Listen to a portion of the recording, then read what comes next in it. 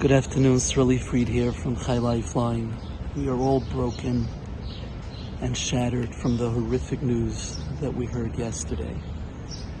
There are no words, and we literally cannot wrap our brains around it. At the same time, our hearts go out for the families and friends involved. We cannot imagine what this time must be like for them. There have been things said by mental health professionals, advice shared, and insight shared about warning signs, etc. And it's important to reach out to mental health professionals if you feel that you need that help. Here at Lifeline, we would like to focus specifically on children and how children react, and what do we say, what do we not say, how do we reassure children, our children, during such a difficult and challenging time. But I think before we speak about what we tell our children, how we say it, and how we reassure them, I think there are three important factors that we need to keep in mind. First, we can't project our feelings onto our children. As difficult as this moment is for every single one of us, we can't get support from our children. That's why we have spouses, friends. That's who we break down to. That's who we cry to, share our feelings, and we're here for our children to reassure them. Two, children have a total different sense of timing and context. They may be out there playing and caring about what they're getting for the start of day camp and camp, and really not focused on what happened. But they may need you in a week and 2 weeks and 3 weeks from now when they hear certain details, and that's when some of what we're going to be discussing needs to be implemented. Three, children are very resilient. They can deal with a lot.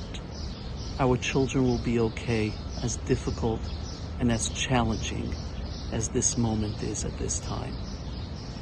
Now let's speak about what you tell children. How do you tell it to them? And some of the emotional reactions that children have at such a time.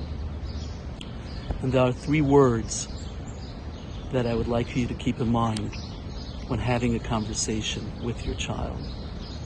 And that's what, how, and why.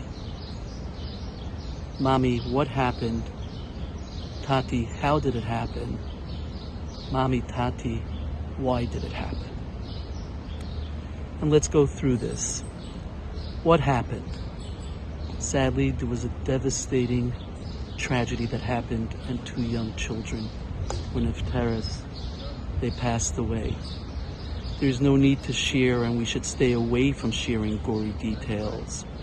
And there's no need to share more with children if they are not asking or discussing it with you. So what happened should be very age appropriate, concrete for younger children. No need to go into specific details or gory details, etc. But if children ask, Mommy, Tati, how did this happen? How does such a horrific thing happen? The first step is you want to make sure that you want to hear from them first. What do they know? What did the children hear? Who did they hear it from? You want this conversation to happen in the safety and security of home. You don't want children just having rumors and discussing it with friends. Rather, you want that conversation to happen in the presence of you as parents. So hear from them first. What do they know? And if they heard the details of what happened, it's important not to deny, because then children may not trust you, but rather to respond and say, Rifki, Maishi, Mommy heard the same. I don't know the exact details. The details are horrific. It's something that never, ever, ever happens. And sadly, it happened here to such beautiful two little children. But make sure not to deny if they're not going to trust you, therefore, because of it. So you can say, A, I heard the same thing. B, don't focus on the details. And 3, make sure to stress what a rare occurrence this is. Which brings us to the third and final point. Why did it happen? And when we ask questions of why, that's an emotional question. Children are looking for reassurance, to make sure that their world is a safe, secure place. And it's important to stress and say that not only do these things don't happen, people have challenges all the time. Mothers have challenges, fathers have challenges. We have good days, we have hard days, we have tougher days at work, in yeshiva, etc. This is not a reaction that ever happens.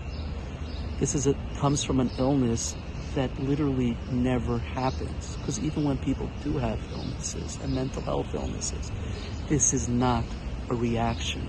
So to be able to stress that and how unique, different, and something that almost never happens. And there are 3 words that we keep in mind that when we speak to children about emotional reactions in such a tragic situation. 1 is to validate their feelings, 2 is to model appropriate reactions, and 3 is to reassure. To validate the feelings, meaning that when the child says it's so sad or it's so scary, is to be able to say, yes, that's a normal reaction in times like this. Model appropriate reactions, meaning that mommy and tati feel the same way. When we heard about it, we cried. Now, we said in the beginning not to get support from your children, which means we can't be hysterical in front of children, but we could show if they're crying that it's a normal reaction and that we cried in a controlled manner. And 3 is reassurance. Reassurance means that this is something that's not part of life. This is not normal. This is not an occurrence that ever happens. Reassurance means that your world is a safe, secure place. Reassurance means mommy and tati are here for you. If you have any questions, please feel free to reach out. May we only share Suras Tavis, and we shouldn't know of any tzaras. And if any of you have specific questions, please feel free to reach out to the Chai Lifeline crisis line at 855-327-4747. 855-327-4747. May we only share Suras Tavis.